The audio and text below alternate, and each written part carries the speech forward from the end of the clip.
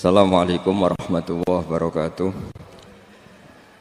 Bismillahirrahmanirrahim. Nahmaduka ya ghafuru ya syakuru. Mashalli wa sallim barik ala sayyidina maulana Muhammadin wa ala alihi wa sahbihi asma'in. Nama ba'du. Kula niki cerita ibadah sing ringan-ringan mawon. Tapi dadekne mlebu swarga. Amin. Terus kula badhe cerita siji mazhab Hasan Syadzili. Terus Hasan Syadzili niku thariqah sing dianut Gus Wafi. Kula nggih beberapa kali dapat ijazah saking Mbah Mun, saking bapak kula. Di antaranipun nggih pesen teng Gus Wafi, sebagian lewat kula ziarah teng Baruzak sih. Baruzak Termas. Abdul Hasan Asyadzili niku nate pas teng dalem ditamoni pemuda. Pemuda niku ngrutu. Di kampung kami banyak maksiat, di kampung kami banyak kesalahan. Niku sepundi? Jawab Abdul Hasan Asyadzili niku ringan. Sing jelas mboten sragen. Contohnya mboten sragen. Sakjane nggih persis, tapi zaman niku dereng ngeten sragen. Kok tenggen kula kathah maksiat ngeten-ngeten. Jawab Abdul Hasan Asyadzili enteng mawon. Man ahabba alla yu'sawaha fi ardi alla yu'sawahu fi ardi faqad ahabba alla tadhara maghfiratu wa alla tadhara syafaatuhu sallallahu alaihi wasallam. Dadi wong bayangno donya ora ana salah iku padha karo ora kepengin roh ghafure Allah Subhanahu wa taala. Mulane mazhab Syadzili paling bandel, ngurusi wong bandel paling bandel nggih mazhab Syadzili. Ngger kiai Syadzili iku ora umate macam-macam. Mulane teng Indonesia niku penak, sing keturunan putih seneng nabi, sing ireng nggih seneng nabi, sing ora keturunan nggih seneng nabi. Mulane setan ku bingung. Nyongkone sing seneng nabi keturunan putih tok, sing seneng keturunan ireng ya seneng nabi, sing ora keturunan ya seneng nabi, sing lakenan ya seneng nabi. Jadi kelompok itu kathah sangat. Ini penting kalau aturaken mergi madhab Syadzili niku pancen dados pembanding madhab Sayyid Abdul Al-Haddad. Madhab Abdul Hasan Asyadzili niku sing paling masyhur diriwayataken dening Shahibul Hikam.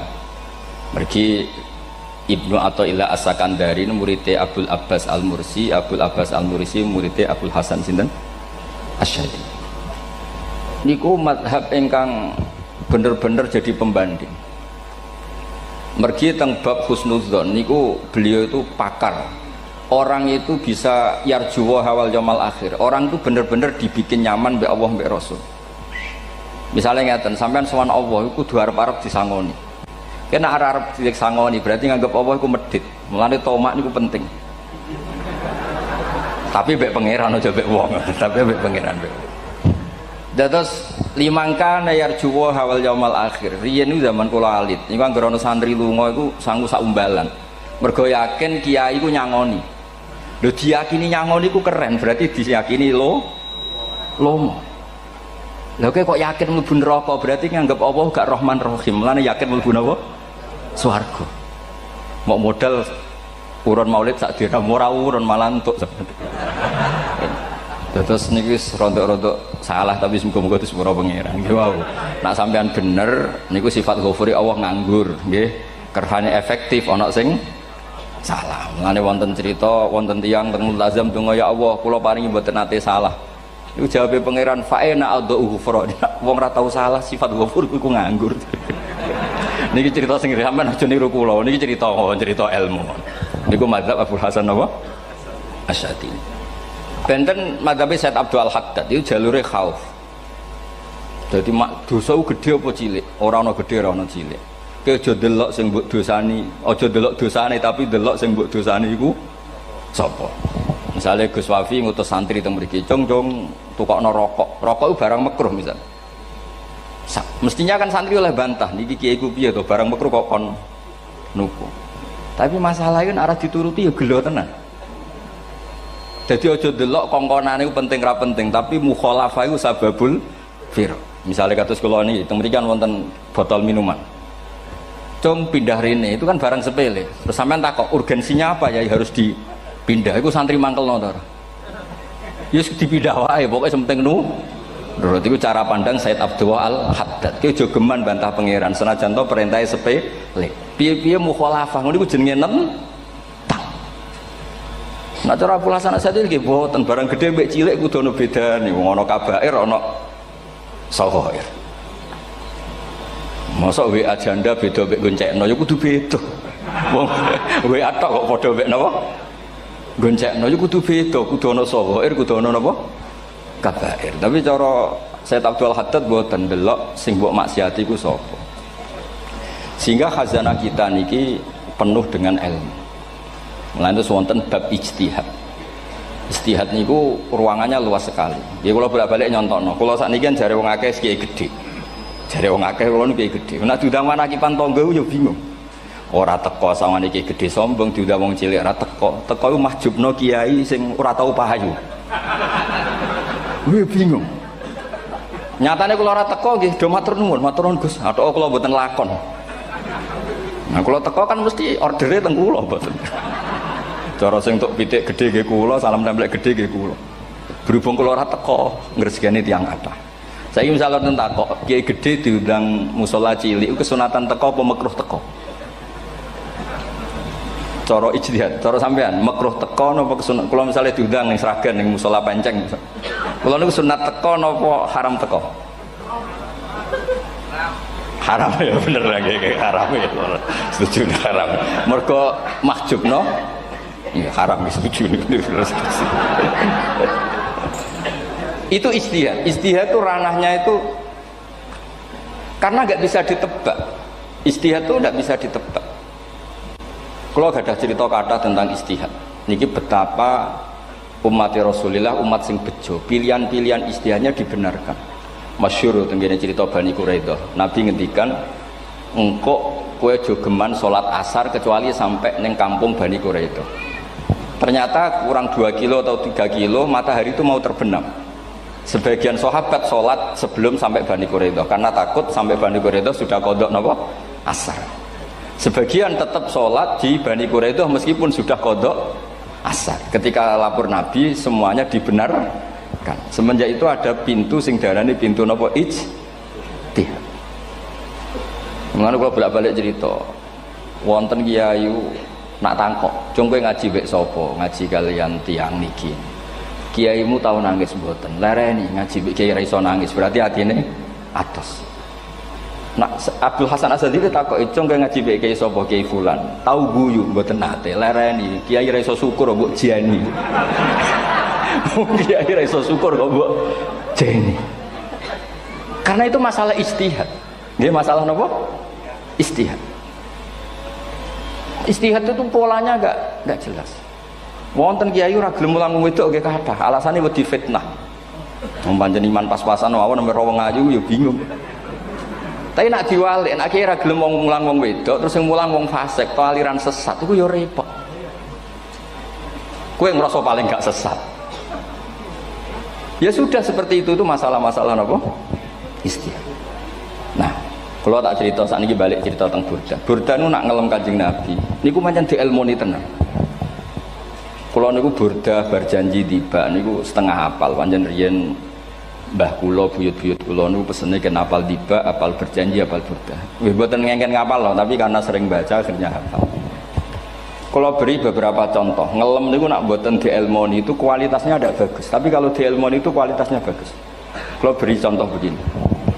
Saya itu kalau pidato atau khutbah atau ngaji, apalah terserah istilah jenengan atau ceramah. Biasanya kalau seneng istilah ngaji, niku mesti ikuti sing gampang mawon. Wa ala alihi wa sahbi ajmain. Ajmain itu kalimatun fariqah bainana wa bainasyiah. Fa innana nukrimu jami'as sahabat. Ajmain itu kalimatun fariqah, kalimat pembeda. Kita ahli sunnah wal jamaah akramu jami'as sahabat. Ada kelompok sing akramu sahabian wa ahanu sahabian akhir. Sehingga ajmain itu harus kita baca. Itu karena itu kalimatun fariqah, kalimat pembeda. Kata-katanya hanya ajmain. Begitu juga berjanji. Berjanji itu nak ngelem Nabi niku wa ba'du fa'aqul wa Muhammad bin Abdullah bin Abdul Muttalib wasmuhu Syaibatul Hamdi Humitat Hisaluhus Saniyah. Karena ketika Rasulullah memaklumatkan jadi Nabi itu problemnya itu nasabnya siapa? Orang-orang yang di Palestina, di Israel, di Yordan, di Syam kalau dulu itu alamatnya Nabi itu harus turunan Ibrahim. Ibrahim sementara orang Syam menurut pengetahuan orang-orang Yahudi Syam. Maka saya berjanji menunjukkan dulu kalau nasabnya Muhammad itu ini. Terus sampai warafuhu ilal khalili Ibrahimah. Terus ila dzabih Ismailan isbatu wa mun tamah. Terus setelah itu terus beliau ngendikan wa adnanu bila raibin inda dzabil ulumin sabiyah ila dzabihi ismail nisbatu wa mun tamam. Terus ketika berjanji di Karang itu sudah ada faham-faham yang seakan-akan babahnya Nabi itu ada masalah. Terus beliau ngendikan ini Syaibatul Hamdi, Sayyid Abdul Muthalib itu orang yang ketika buka Ka'bah, buka Zamzam, saurip-uripe muji pangeran. Terus banyak lagi wasumi'a fi sulbihin Nabi sallallahu alaihi wasallam dzakarallaha ta'ala walab. Mbah yang ini bahkan dengar ketika Nabi masih di punggungnya membaca tasbih. Terus sampai fa'azim bihi min ikdin ta'allaqat kawakibud durriyah wa kaifala wa sayyidul akramu sallallahu alaihi wasallam wasitatuhumun. Nabi itu orang suci, makanya harus lewat rahim yang suci, harus lewat bapak yang suci, mbah yang suci, sampai ila Khalilir Rahman Ibrahim alaihis salam. Makanya terus dinagumkan nasabun tahsibul ula bikhulau, terus tarokus sifaha falam yusibhum aruhu min adami wa ila abihi wa ummihi. Karena kabeh sonal ismihi, semuanya itu untuk menjaga asmane Nabi Muhammad sallallahu alaihi wasallam. Kemudian Burda membentuk itu dalam bentuk nazuman. Misalnya beliau ngendikan Rasulullah itu mutiara. Jadi ketika dakwah berpola ya baik, ketika tidak berpola juga baik. Beliau cara muji Nabi faddurru yazdadu husnan wa huwa muntazimun. Namanya mutiara ketika diuntai pasti sangat indah. Tapi terus-terusannya itu wale sayang kusu qadran ghairu muntazimi. Tapi namanya mutiara, mbok berserakan pun tetap indah. Jadi unik. Berarti ketika beliau uji Nabi dakwah tertib pernah. Sholat tuh harus begini, harus begini, harus begini. Beliau sholatnya tuh makninah tertib. Tapi Nabi pernah sholat gak tertib. Duhur tuh 2 rakaat. Mana anak kiai rodok lalinan itu ya anak sana tuh. Duhur itu 2 rakaat. Tapi barokahnya Nabi duhur 2 rakaat diketahui cara sholat kalau salah itu gimana. Umpama Nabi sholatnya bener terus, itu akan kesulitan kita solusinya ketika ngalamin apa? Kesalahan. Makanya Nabi ngendikan ma kuntu ansa walakin unas sali as-sunnah. Itu mestine ra tau lali, tapi didesain lali biar bisa jadi sunnah. Wonten tiyang salate suwi maca surat Baqarah. Wonten tiyang badhe njupuk wedhuse lah cara Indonesia. Bareng kesuwen piambake mufaraqah. Walhasil Mu'ad matur Nabi, ini munafik di tengah-tengah sholat kok mufaraqah. Si penggembala unta ini juga ngeklaim, ya Rasulullah imam kita tidak benar, sholatnya kesuwen. Pikirannya wong ora bela imame. Ternyata Nabi gak belok sing ngangon. Afattanun anta ya Mu'ad. Wong imame wong seragen surat Baqarah. Wis pokoke kulo wae. Jadi Islam itu segampang itu, semudah itu. Sehingga wonten tiyang niku isane maca kulhu, rakaat ula nggih kulhu, saniyah nggih kulhu, pokoke kulhu. Sampai sok makmume ku mangkel. Waduh, si imam iki gak keren, mosok main apa? Kulhu. Dilaporno, ya Rasulullah ini imam yang kau tugaskan di kampung kami niku amen maca kulhu, Mam. Ditimbali mbek Nabi, kenapa kamu baca kulhu terus? Li annaha sifatullah, karena itu sifatnya Allah. Maka saya senang mengulang-ulang sifatnya. Terus kata Nabi, saya barusan dikasih wahyu Allah bahwa Allah mencintai kamu karena kamu mencintai surat Qulhu. Nah ini ijazah yang seragam ini niku apa? Nanti maca timbang maca idza samsu kuwirat bulet ning tengah. Jajal ampun tak tes sakniki. Kiai paling pinter teng seragam kan maca idza samsu kuwirat di depan umum. Mungkin nak dhewean roh tapi nang ngarepe Habib Doa ngarepe Gus Wafi meriang nak muntir. Wah, ngoten niku kula ndek kanca niku imame level desa, bareng imami teng kecamatan salat Id. Mersiapno surat Tabarakalladzi biyadil mulk. Suwengi diapalo lanyah sampai ambeke hafid. Niku nyatane nggih malah klirune fatal, malah lali ra maca Fatihah. Saking semangate ben ketok imam keren maca surat napa? Tabar. Jadi yo ribet. Terus kula suwun seneng Nabi niku kados senenge para ulama. Niku nak nyipati Nabi niku gampang. Kula niki beto kitab Saraipun Burdah kalian Saraipun Barjanji. Niku kalau ngelem Nabi niku sederhana sebenarnya. Tapi itu yang mengena. Bisa ulang lagi niku sing mengena. Misalnya dawe Imam sing aran Risalah Qusyariyah. Tegene Bukhari ini cerita Bukhari. Nanti semua Nabi ketika di akhirat tuh nafsi. Jadi roh prahara kiamat itu pun gak dinyali mau muni nafsi. Nabi ini cek kober ngendikan ummati umat. Ketika semua nabi ku pelo wis ra iso muji pangeran, Nabi Muhammad di depan Allah tesih saged muji. Fa ahmaduhu bimahamida allamani ha rabbi. Ketika nabi lain sudah tidak punya nyali bilang alhamdulillah, Rasulullah masih punya nyali bilang alhamdulillah. Sehingga fa Muhammadun ahmadu min ghairi.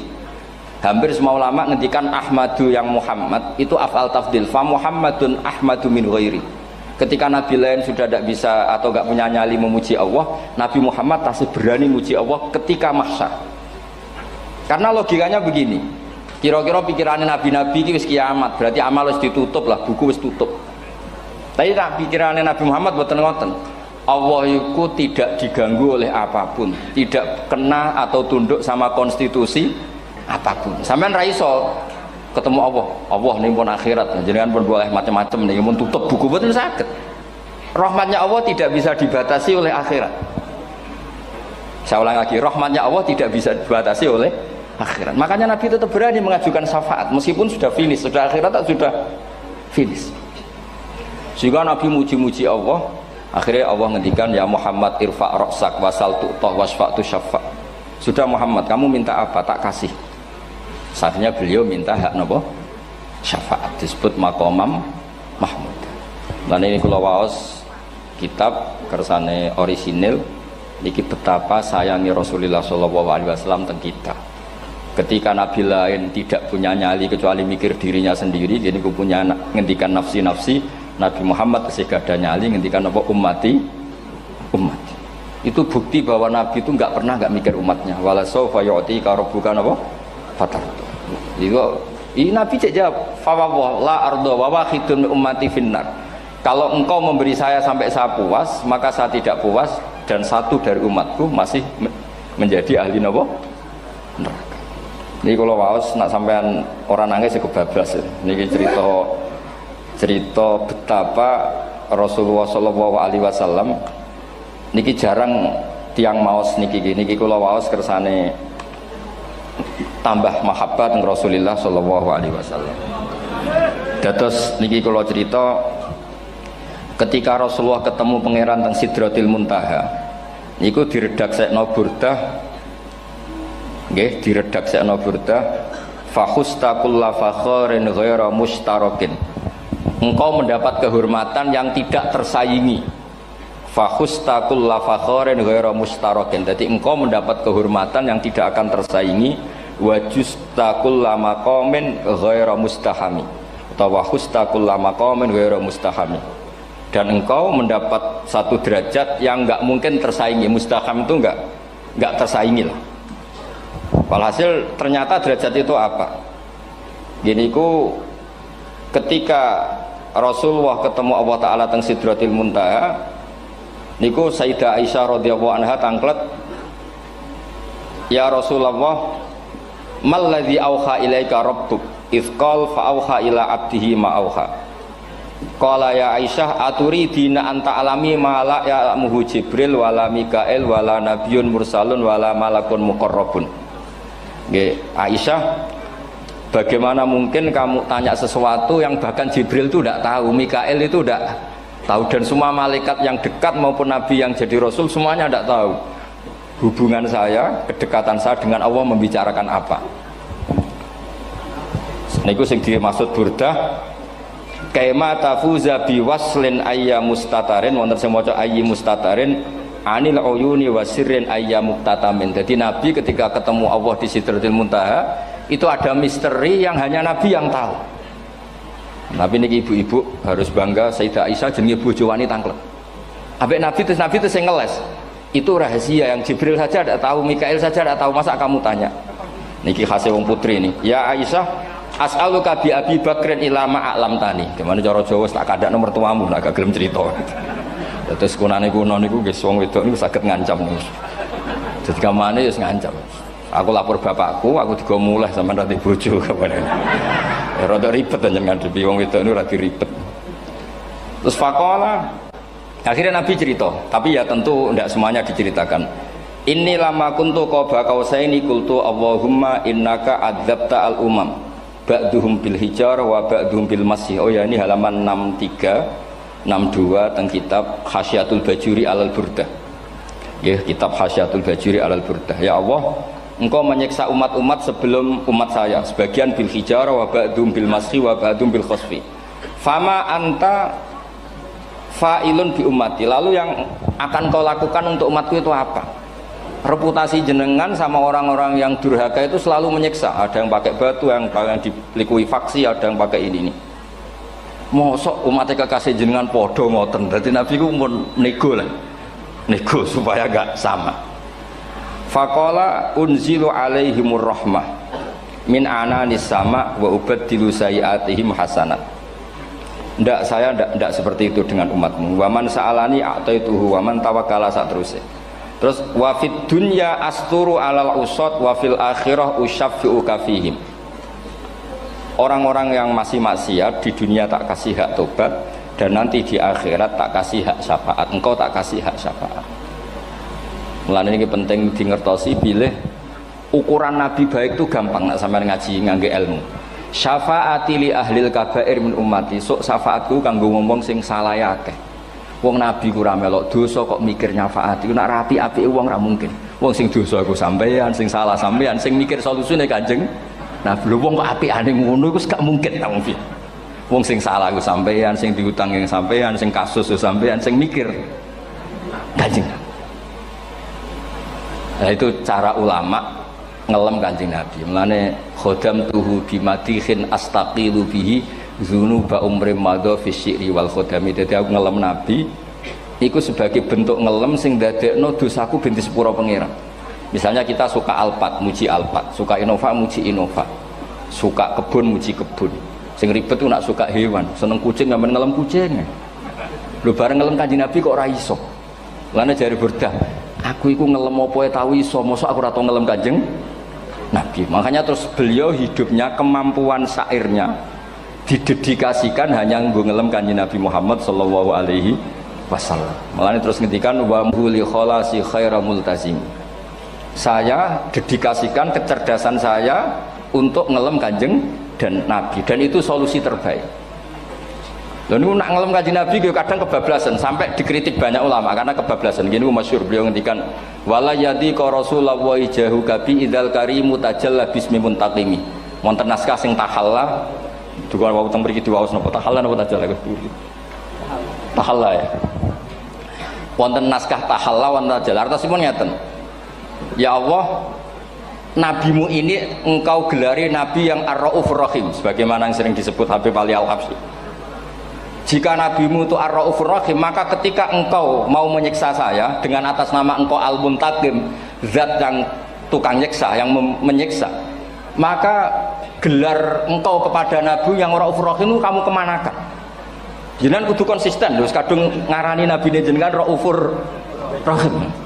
Maka sifat jenengan yang muntakim jangan pakai dulu, karena saya ini umatnya Nabi yang kamu beri gelar Raufur Rahim. Paham tuh jenengan? Maksudnya ya ojo sido nyiksa wong kadung mbok arani Raufur Rahim. Dadi wala yadi ka rasulullahi jahu kabi idzal karimu tajalla ta tahalla bismimun takim. Terus sing aran Burdah jenenge Muhammad. Allah kadung janji wong sing jenenge Muhammad ora bakal disiksa. Sebetulnya maknanya ya Muhammad Sayyidul Anbiya nih. Tapi ketika ono panggilan Muhammad ke depan, Muhammad gak boleh disiksa. Jeneng kula nggih Muhammad. Terus Burdah nu saking yakine ngendikan fa innali zimmatan minhu bi tasmiyati Muhammadan wa huwa afal khalqi biz zimman. Gusti jenengan kudu eling nami kula niku Muhammad. Wong sing jenenge Muhammad ora oleh disiksa. Padahal maksudnya ora oleh disiksa kan Kanjeng Nabi Muhammad, tapi biabake namine Muhammad. Terus ngendikan malih in ati dzamban fama ahdi bimun taqidi minan nabi wala habli bimun sorim. Gusti kula pun iman mbek jenengan. Iman itu nilainya tertinggi. Jenenge iman nilai tertinggi, maka iman nggak bisa dibatalkan hanya karena saya salah. Berarti pangeran kok diruwayu dipeksa kudu ngakoni nek dene umat Rasulullah sallallahu alaihi wasallam dan in ati lamun nekane ingsun dzamban ing dosa. Fama ahdi bimuntaqidin, maka perjanjian saya dengan engkau tidak boleh dibatalkan. Itu termasuk hebatnya umat Rasulullah sallallahu alaihi wasallam, apapun salahnya niku tetap diakoni umat Rasulullah sallallahu alaihi wasallam. Mergo termasuk kelebihan Nabi nu gak ada hak napa? Syafaat. Nggih eling-eling termasuk kelebihan Nabi uga ada hak napa syafaat. Meskipun kita tetap khawatir jenenge dosa nggih istighfar, tapi aja dadi putus asa mergo napa in anti dzamban fama ahdi bimuntaqidi minan nabiyyi wala habli bimun sharim. Terus niku cerita-cerita madhe ulama teng Rasulullah sallallahu alaihi wasallam. Mereka milih kata-kata sing wong apik eling terus. Nggih eling terus. Wau kados wau fadurru yasdatu husnan wa wa muntazimu walaysa yang kusu qadron hiramun. Jadi dulu tuh pernah ada faham-faham sing cara zahiri hadis iku abai nabi itu seperti ini cara zahiri hadis. Tapi ahli sunnah wal jamaah terus di pendapat bapak nabi iku min ahlil jannah. Mergo apa? Wa kaifala wa sayyidul akramu sallallahu alaihi wasallam wasitatul muntaqah. Nabi itu orang suci, pasti lewat rahim-rahim yang suci. Minal aslabi thahira ilal arhamiz zakiyatil fakhira. Itu logika yang dibangun. Sehingga terus mantep baru kayak wau mau sedibak mau berjanji kiyakan wong Islam an-nabi min abihi wa ila jaddi sampai Adam niku kabeh tarokus sifaha falam yusibhum aruhu min adami wa ila abihi wa ummi. Begitu juga masalah iman. Soal misalnya ada pertanyaan ilmiah, lalu Ibrahim gimana? Karena nanya Azar itu kafir. Zaman ada Nur Rasulullah sallallahu alaihi wasallam, Azar belum kafir. Setelah intikal ke Ibrahim baru Azar kafir. Atau ada yang menjawab istilah abun di situ itu majaz. Sebetulnya Azar bukan bapak kandung tapi apa? Paman. Selalu ada jawaban ilmiah dari ulama-ulama ahli sunnah wal jamaah. Tapi kalau pesen teng jenengan sementing niku mau tiba berjanji napa burdan ada 1-2 bait yang jenengan tahu maknanya. Sehingga nanti kualitas mahabbah kita, kualitas kecintaan kita pada Rasulullah sallallahu alaihi wasallam niku tambah. Misalnya ngeten, kula kan nekuni tafsir ya. Ada ayat rubama yawaddul ladzina kafaru law kanu muslimin. Niku hampir semua mufassir konsensus sepakat jeng ben nek wong Islam mlebu neraka. Niku sampean kudu donga, nek mlebu neraka muga-muga jejer wong kafir sing kecangkeman. Niku dinyek. Jarene iman nekani mau oleh jutene neraka padha wae aku. Apa meneh misale sampean hafal Quran jejer wong sing hafal jare kapit kok ora mlebu napa neraka. Kudu ana sing ngenyek. Mergo Allah nu tersinggung sakwise ana wong sing napa ngenyek. Akhirnya Allah tersinggung. Niku sing diceritakno tiba. Wa izzati wa jalali la ja'altu man akhlasa li bisyahadati kaman kadzdzaba bi. Adkhiluhumul jannata bi rahmati. Ora iso wong dekne tauhid apapun salahe wong dekne ndek tauhid, ora ngarah dadi ahli neraka selawase kaya wong kafir. La ja'altu ora bakal gawe sapa ingsun man akhlasa li bisyahadah, orang yang tauhidnya benar kamang kadzdzaba bi, sebagaimana orang yang tidak bertauhid sama saya. Adkhiluhumul jannata bi rahmat. Padahal Allah dilapuri malaikat, malaikatnya kira diprovokatif. Malaikatnya lapure wajadnahum asrafu ala anfusihim wa wajadna amalahum minadz-dzunubi ka'amsalil jibal. Jare pangeran wis timbang seputi Gusti, wanane salah tok. Reputasine salah tok. Ghairu annahum yasyaduna alla ilaha illallah wa anna muhammadar. Niku jawabe pangeran wa izzati wa jalali la ja'altu man akhlasoli kaman kadzdzaba bi adkhiluhumul jannata bi rahmati. Nah, lafat-lafat seperti ini kita akan punya harapan ketika ndelok umat sing carane iman tesih blepotan, carane salat cek blepotan, carane zakat cek blepotan.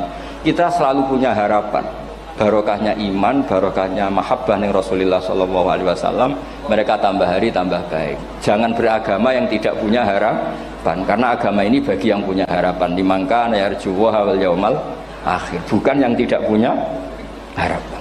Kanjeng Nabi sekaruan nabi orang terbaik dilarani wong Taif, disiksa wong Mekah. Niku malaikat usul kula siksane ya Rasulullah karena mereka menghina kekasih Allah. Mereka ada iman. Nabi masih punya harapan. Mungkin mereka ada iman. Tapi asallah ayyukhrija bal arju ayyukhrijawah min aslabihim may ya'budullaha wa la yusyriku bihi syai'an. Anak bapak orang iman, aku cek di harapan anak putune iman. Dan sedekah Rasulullah sallallahu alaihi wasallam. Sani kata bapak era poso, anaknya melok TPQ, bareng poso juk gendong, akhirnya bapak izin melok poso. Bapaknya maca Quran ra tau. Bapaknya nekani wisuda anake hafid. Mulane bapak Isra kena dibentuk, ya arep-arep napa? Anake. Nah anake ora kena dibentuk ya arep-arep putune nganti Imam Mahdi turun nang ngoten pokoke agama niki limangka nayarjuha wal yaumal akhir. Terus kula suwun sak napa madzhab Abdul Hasan Asyadzali nggih pancen madzhab niku kathah tapi kula suwun agama teng zaman akhir dawuh Mbah Mun kudu kathah rojae. Nggih mergi walladzina amanu asyaddu hubbal lillah dawuh Imam Ghazali ar-roja yuqaddam alal khauf. Mergo roja dadekno mahabbah. Orang yang punya harapan itu lebih mudah mahabbah. Dan hubungan kita dengan Allah itu hubungan mahabbah. Ini ku walladzina amanu asyaddu hubbal lillah. Saman roh anake wakal kok hubungane putus asa mesti maksudno. Tapi nek hubungane iso wae saiki nakal so ben gak. Iso wae saiki goblok so ben gak. Senajan to so ben ra terbukti lah, penting hidup itu ada harapan. Guys, penting hidup itu napa? Ada harapan. Kata ulama ngendikan afdhalul ibadah intizarul farad. Apa-apa ibadah selalu punya napa? Harapan. Terus Indonesia yang seperti ini kita berharap akan lebih baik, akan lebih baik. Wong cilik kula niku sing jilbaban mau keluarga ketok. Saniki kathah tiyang napa? Jilbaban. Cilik kula tiyang salat di masjid nggih mboten serame sekarang.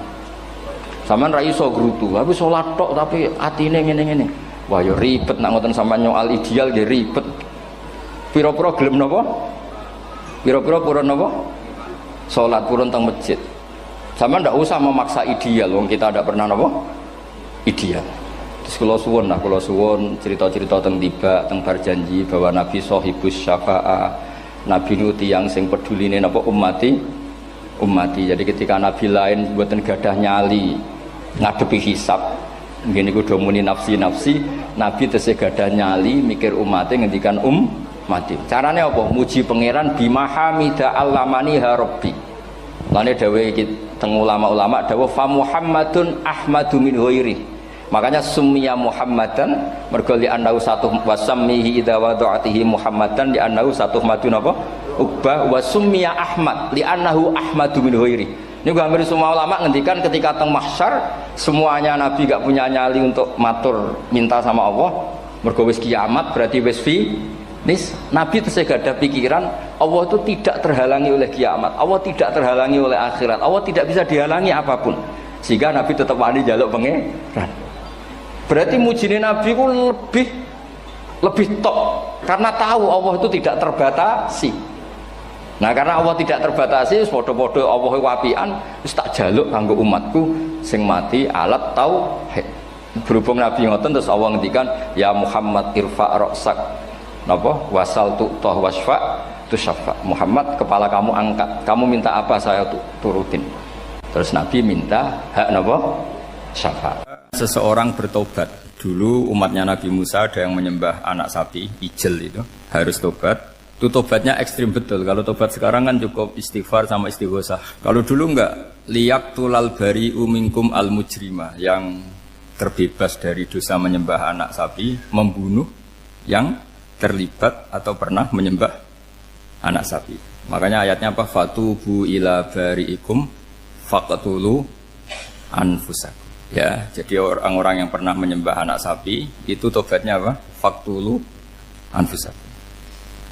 Sebab itu semua ulama berkewajiban menerangkan nasa mansuh. Sampai Sayyidina Ali suatu saat ada mubalek atau ustadz itu ngajar di masjid, ditanya, kamu tahu nasa mansuh enggak? Enggak tahu. Terus kata Sayyidina Ali, berhenti jadi mubalek, lisensinya dicopot. Dicopot, kemudian halakta wa ahlakta, kamu rusak juga merusak. Kenapa demikian? Logikanya begini, semua nabi itu kan panutan. Saya ulang lagi ya, semua nabi itu panutan. Tapi kalau kamu tidak tahu nasaman, so jangan-jangan kamu ikut nabi sebelum kamu, yang nasahnya itu syariatnya sudah apa? Mansukhoh, sudah di nasah. Itu kayak kasus Sunda Wiwitan ini. Itu gak mau punya Nabi Muhammad karena kurang keren, kurang sepuh. Nabinya langsung Nabi Adam. Resikonya adalah beberapa aliran sesat itu, aliran yang kurang benar itu, zaman Nabi Adam kawinan otomatis sama saudaranya. Lalu masa sekarang kita membolehkan kawin sama apa? Kalau sama Nabi Adam mau tidak mau. Karena yang cowoknya ya bin Adam, putrinya binti Adam. Lalu Allah bikin satu sunnah yang suami istri itu harus beda, yaitu satu kandungan itu melahirkan satu pasang. Dan mulai dulu memang pasangannya orang jelek itu orang cantik, Makanya agak sial itu yang perempuan-perempuan itu. Memang mulai dulu gitu kalau cantik itu kesunatannya dapat jelek. Gitu. Nanti sama-sama masuk surga karena yang cowoknya ibadahnya syukur, yang ceweknya sabar. Itu nanti sama-sama. Nah kebetulan si Qabil itu ganteng sekali Qabil. Berpasangan dengan Labuda itu jelek gembrot, pokoknya tidak cantik. Enggak lah, kebalik. Qabil itu berpasangan sama Iklimah. Jadi Qabil ganteng, punya adik kandung namanya Iklimah itu cantik sekali. Yang Habil itu rapati apa? Berarti yang Habil apa? Ya dapati ganteng, berbarengan dengan Labuda juga dapati cantik. Nah karena tadi ya berarti Qabil bareng siapa? Iklimah, Habil, Labuda. Maka untuk kawin ini nggak boleh satu kandungan. Jadi dulu karena nggak ada perbedaan ibu bapak, mau tidak mau beda. Yang penting beda. Yaitu akhirnya apa? Qabil dapat Labuda, yang Habil dapat Iklimah karena beda kandungan. Itu sudah cukup. Nah, akhirnya kan nggak terima si Qabil. Masa orang ganteng dapat orang jelek. Jadi mulai dulu itu maunya orang ganteng ya dapat orang cantik, nggak terima. Tapi Allah ngatur seperti itu. Akhirnya terjadi percekcokan. Nah, dulu itu semuanya itu religius, sehingga ukuran percekcokannya masih religi, yaitu ya gini saja, kita ngadakan kurban, yang diterima itu ya menang. Ya ternyata dalam kompetisi itu yang menang siapa? Habil. Akhirnya Habil jadi menikahi siapa? Iklimah. Kalau sekarang kompetisinya kan siapa paling kaya ya menang, lebih gampang. Nah kemudian bayangkan misalnya, ya saya ini menerangkan asa mansuh. Kita semua sering ngomong, sering berkoar-koar, sering menyarankan atau mewajibkan para nabi itu panutan dalam semua perilakunya. Ternyata ada beberapa perilaku yang sudah dinasakh atau dihapus ketentuannya oleh syariatnya Rasulullah Shallallahu Alaihi Wasallam. Maka mengenali asa mansuh itu keharusan dalam ulumul Quran. Ya, makanya Allah mengatakan apa? Manansakh min ayatin aw nunsiha pasti na'ti bi khairim minha aw misli. Jadi saya nerangkan nasah masuk itu dua sesi. Satu sesi antar nabi, dua di internal syariatnya apa? Nah, sekali saja hari ini tok, sudah setelah itu anggap pinter sudah. Kalau sudah jangan tanya lagi. Nah, ada beberapa lagi syariat yang masalah metode. Dulu Nabi Nuh itu dibolehkan oleh Allah saking mangkelnya sama orang kafir. Saya ulang lagi, orang kafir itu kan biadab sekali, nempat buminya Allah, makan rezekinya Allah, kemudian mengkafirkan Allah. Pikirannya Nabi Nuh, orang biadab gini nggak layak hidup, itu pikirannya Nabi Nuh. Kalau dia pakai militer, tidak punya militer, ya pakai langit akhirnya. Pakai kekuatan langit, beliau berdoa, Rabbi la tazar alal ardi minal kafirina dayyar. Innaka intazarhum yudillu ibadaka wala yalidu illa fajirong kafar. Ya Allah, mereka ini orang-orang kafir, padahal pakai bumi engkau, pakai rezeki engkau, matikan semua saja. Jangan sisakan satupun. Karena kalau masih sisa, nanti anak turunnya ya gitu. Gennya gendo ya pasti melahirkan gendo. Gen, wala yalidu illa fajirong kafar. Kalau kamu sisakan pasti melahirkan generasi gendo lagi, kafir lagi. Dituruti sama Allah. Kecuali orang 80 yang ikut Nabi Nuh. Nah orang 80 yang ikut Nabi Nuh ini selamat karena iman. Maka generasi yang sekarang ini termasuk saya semua ini, semuanya turunan orang iman. Maka kita ini punya dua status. Satu, Allah kadang manggil kita ya Bani Adam, karena faktanya kita turunan Nabi apa? Adam. Panggilan kedua adalah Zurriyataman Hamalna Ma'nu. Orang-orang sekarang itu pasti turunan orang yang ikut perahunya Nabi Nuh. Jadi nasab kita ini sudah steril. Sudah tidak ada nasab lewat kafir, karena yang kafir sudah habis. Semua orang sekarang itu turunan Nabi Nuh, yaitu disebut apa? Zurriyataman Hamalna Ma'nu. Itu sekitar orang 80. Nah, oleh Allah Subhanahu wa taala syariat seperti ini pernah dituruti, yaitu akhirnya mereka mati semua kecuali orang 80 yang mukmin. Tapi uniknya Allah apa? Era Rasulullah Shallallahu Alaihi Wasallam, Nabi kita Nabi Muhammad itu diutus rahmatan lil alamin. Ketika Nabi didustakan, diusir, disakiti, malaikat gunung, beberapa malaikat sing ahli adab spesial eksekutor lah kira-kira gitu. Muhammad Kamu bilang saja ke saya, kalau kamu ingin orang-orang Mekah Abu Jahal CS, saya hancurkan. Tapi apa kata Nabi? Saya berharap kalau mereka belum iman, anak cucunya iman. Karena bagaimanapun sperma ya atau calon bayi atau calon keturunan itu kan ada fi aslabir rijal atau fi zuhurir rijal. Jadi kalau dalam ilmu agama itu gen manusia itu disimpan di zuhurir rijal di punggung lelaki. Nanti dipindah ke arhamin nisa. Logikanya gini. Ini dengerin ya. Logikanya gini, misalnya Abu Jahal. Abu Jahal itu di situ ada orang namanya Ikrimah. Itu anaknya Abu Jahal. Itu orang mukmin. Akhirnya ya jadi orang alim. Abu Lahab itu di rahimnya di punggungnya ada perempuan namanya Darroh. Akhirnya juga orang mukminah. Saya berikan contoh. Khalid bin Walid itu anaknya Walid. Walid itu musuh besarnya Rasulullah. Tapi di punggungnya ada orang bernama Khalid. Ini dengerin. Nah di punggung ini kira-kira Allah sudah tahu apa belum? Jawabannya sudah tahu. Artinya kalau ini mati atau kamu bunuh, kamu sebenarnya nggak bunuh orang kafir saja, bunuh calon orang mukmin yang sekarang masih bersemayam di punggungnya orang-orang kafir. Jadi bisa saja orang yang sedang kafir itu ada sekian calon generasi yang suatu saat mukmin. Itu syariat yang diajarkan ke Rasulullah SAW. Karena kasofnya Nabi, kasof itu satu kondisi di mana seorang Nabi itu dipertontonkan sesuatu yang nggak kelihatan. Itu dalam bahasa Arab kasof atau mukasyafa. Nabi dipertontonkan ternyata banyak orang kafir yang di punggungnya itu ada calon generasi mukmin atau muslim. Akhirnya Nabi nggak berani. Jangan bunuh. Mungkin bapaknya ada iman tapi anaknya iman. Betul, Abu Jahal punya anak Ikrimah, Abu Lahab punya anak Darroh, Walid punya anak siapa? Walid. Itu mirip seperti kita, bapak era sholat, anak ETPK sholat, akhirnya bapaknya katut sholat. Banyak nggak di Indonesia, bapaknya tidak bisa baca Quran, anaknya hafid. Nah, itu kalau bapaknya kamu habis, tidak ada yang meselin.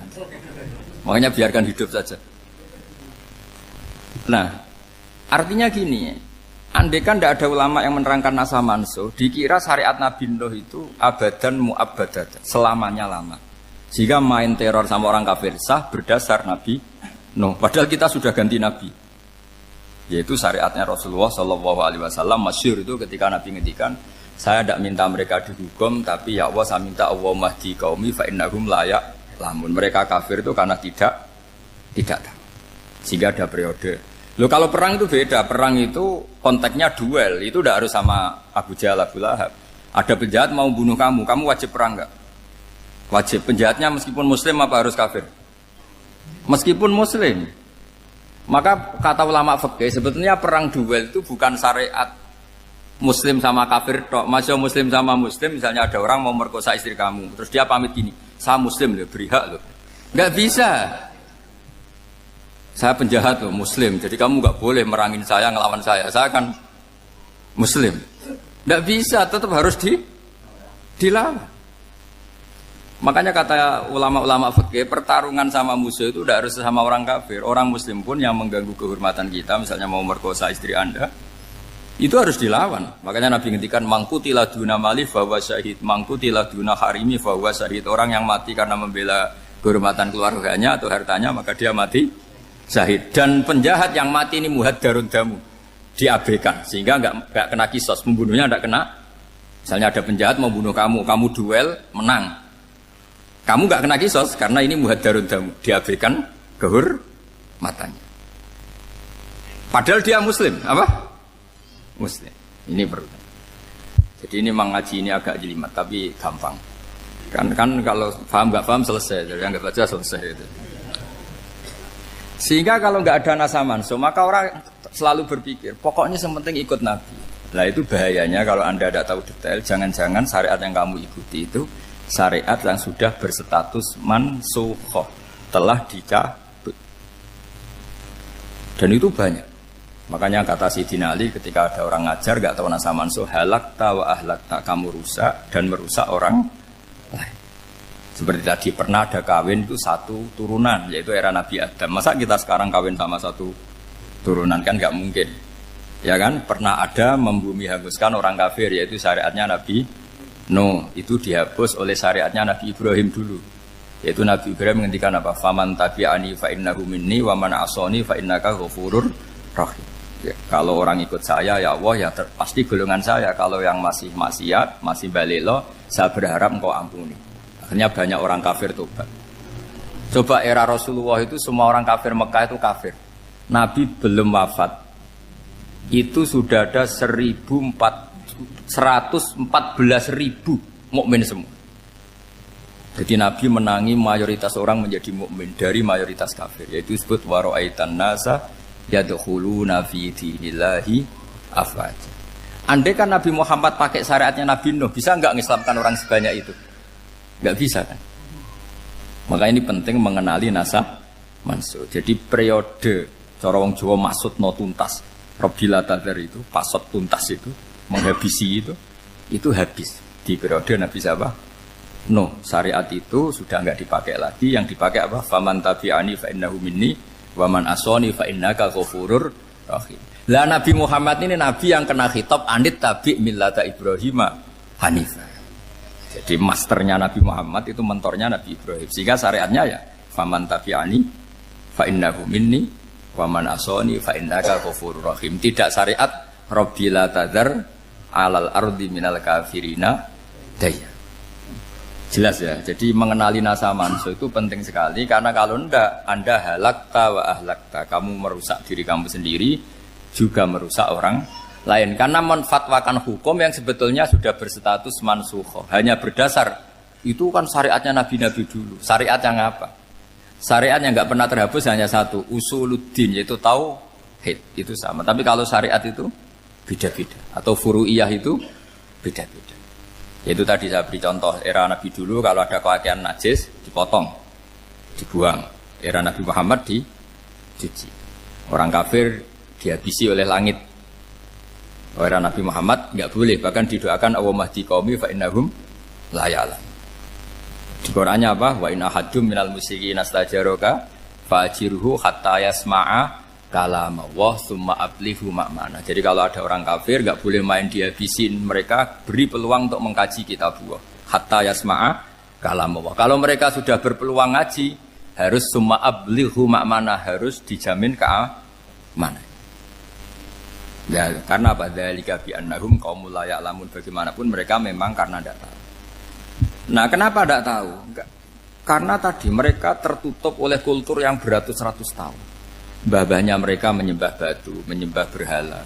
Ya tahunya itu ya Tuhan. Bagaimana Anda bisa menjelaskan sesuatu yang sudah beratus-ratus tahun kan tidak gampang.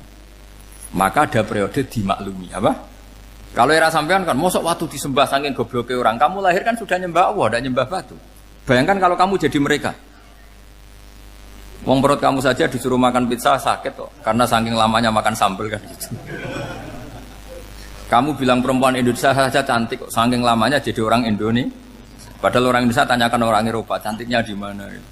Kamu lahir di Afrika, bilang orang Afrika itu cantik, tanyakan orang Eropa, cantiknya di mana? Hitam gitu kok. Jadi orang itu pasti terkooptasi oleh sekelilingnya. Orang Afrika akan bilang wanita Afrika itu cantik. Coba tanyakan orang Eropa, cantik apa enggak? Belas. Orang Eropa yang kulitnya gitu kata orang Eropa indah, kata sampean. Koyok anaknya kebo katanya kuda jadi. Jadi orang itu akan terkooptasi oleh sekelilingnya. Bayangkan kalau semua orang nyembah berhala terus kamu ndak, alasan kamu apa? Kan menentang mayoritas. Dan itu berat. Maka dimaklumi oleh Allah, dzalika bi annahum qaumul la ya'lamun fi manah panyeruarah. Nah, pemakluman ini yang mulai sekarang terkikis. Orang main pukul saja enggak mau ngaji. Enggak mau ngaji Quran secara kafah. Jadi fatwanya Islam kafah tapi ngajinya Quran enggak kafah. Ngambil 1-2 potongan ayat dipakai dalil. Jadi Islamnya inginnya kafah tapi ngajinya Quran enggak. Kalau kafah ya hafal 30 juz itu. Kalau mau ya, kalau mau kafah ya hafal berapa? 30 juz. Makanya saya sering bilang, saya sering dinasihati orang karena belum tahu saya ini hafal Quran. Bapak harusnya Islam itu kafah. Kata saya ya dimulai dari konsep Islam itu kafah dulu. Apa ya hafal Quran secara kafah. Jadi ini penting saya utarakan. Bahaya sekali orang mengenali Islam tanpa mengenali nasah mansukh. Karena beberapa syariat Nabi sebelum kita itu berstatus mansukh. Terus contoh berikutnya, ini naskah mansukh antar Nabi apa khusus internal Nabi? Antar Nabi aja nggak selesai nih sampai subuh aja nggak selesai. Contoh yang paling keren mungkin cowok semua senang. Nabi Dawud dulu istrinya berapa? 99. Nah itu kalau masih halal itu kan berarti jenengan tuh punya istri berapa? Wah itu kan ngeri betul. Punya satu aja repotnya gitu apalagi berapa? Punya 99. Terus kamu bilang gini, ini kan syariatnya Nabi Dawud, Nabi kan bisa diikuti. Pernah ada periode di mana seperti itu boleh. Jadi makanya mau tidak mau ngenali naskah mansukh itu harus. Kalau enggak ya kamu masih berkeyakinan boleh beristri berapa? Nah ini penting saya utarakan. Makanya Sayyidina Ali itu kalau ngetes calon mubaligh, kira-kira kalau Kemenak dulu inginnya apa? Sertifikasi apa? Mubaligh. Itu tanyanya gitu. Ta'rifun an-nassa wal mansukh, kamu apa tahu naskah mansukh? La. Jawabnya Sayyidina Ali, halak tahu ahlak tahu. Kamu orang yang rusak. Karena tadi takutnya ada syariat yang sudah mansukh dipakai. Itu tadi misalnya kita ini tidak umatnya Nabi Nuh, tapi pakai syariat Robbila tadar alal ardi minal kafirina. Terus ketiga begini, misteri manusia itu. Dan ini kita tidak pernah tahu sampai kiamat, tapi ini ilmu harus kita diskusikan. Misalnya saya ini namanya Bahauddin. Saya sekarang hidup sampai 2019 sekarang. Kan hanya Allah yang tahu berapa turunan saya sampai kiamat dan statusnya kayak apa. Donald Trump juga gitu. Donald Trump itu sekarang kafir, tapi kita tidak pernah tahu nanti turunan keberapa ada yang Muslim. Lah turunan yang calon Muslim ini diletakkan di mana kita tidak tahu. Yang jelas kalau kamu bunuh itu katut itu. Artinya gini, logika membiarkan orang kafir itu ya ada logikanya. Gitu. Logika membunuh karena mereka mau membunuh kita ya ada logika fikihnya, karena kalau kita ada membunuh dibunuh. Makanya semuanya hukum ini terus bergantung al-hukmu yaduru ma'ilatihi wujudan wajib. Di sini terus dipertemukan. Makanya semua nabi itu kalau yang namanya membunuh pasti pas perang saja, karena ini kondisi yang memang pilihannya hanya dua, kalau nggak dibunuh ya membunuh. Ada duel lah. Maka ini butuh kajian fikih dan orang nggak boleh subjektif dalam hal ini. Saya ulang lagi, tidak boleh subjektif. Karena tadi, orang yang kamu katakan sekarang misalnya Zaid, kamu itu bodoh sekali. Kenapa bodoh? Tidak hafal Quran, nggak pernah kuliah, nggak pernah ngaji. Ternyata Zaid ini bersemayam calon anak yang alim alama hafal Quran. Namanya Umar, tapi masih jadi sperma. Suatu saat Zaid itu punya anak alim alama. Kan banyak orang tidak bisa baca Quran punya anak hafid. Banyak nggak di Indonesia? Banyak nggak petani yang punya anak dekan? Petani punya anak dekan. Yang dekan punya anak naik kelas saja susahnya bukan main. Banyak kan? Nah ketika dibalik nanti ada dekan punya anak goblok, yang petani punya anak dekan, pinter mana? Kita tidak pernah tahu. Makanya ini kan ya sudah, kalau nggak pernah tahu ya bilang saja wallahu alam, kan selesai. Daripada keminter keliru kan ada wallahu alam. Makanya cerita favorit guru saya, Kiai Haji Maimun Zubair itu punya apa namanya Kiai Zubair. Itu cerita favoritnya itu ada santri namanya Soleh. Soleh itu alim alama. Orang Madura itu cara berpikir kan kalau kiai saja alim seperti itu, apalagi bapaknya. Pas bapaknya main ke pondok, santrinya ada ribuan. Bapaknya main ke pondok itu, sholat itu ya gak bener, gak sesuai sunnah Rasul lah kira-kira gitu. Sudah sholat itu gak bener, apa-apa gak bener. Masih ditakwil sama santri Madura, karena orang Madura itu kultus. Mungkin khilaf itu satu khusus, pokoknya perlakuan khusus. Suatu saat saking bodohnya orang itu, kenceng tuh pinggir musola. Wah ini nggak bisa ditakwil lagi, akhirnya nggak bisa ditakwil tuh nggak. Wah ini sudah nggak bener ini, nggak bener. Singkat cerita santri tadi nggak kuat matur ke kiainya, Pak Yai, jenengan sealim itu kok bapaknya segoblok itu. Kenapa? Ya, dia kenceng pinggir musola. Oh bapak saya itu pinter sekali. Kok bisa? Karena beliau yang memutuskan saya mondok sampai saya jadi alim alama seperti ini. Yang bodoh itu mbah saya. Yang bodoh itu mbah saya.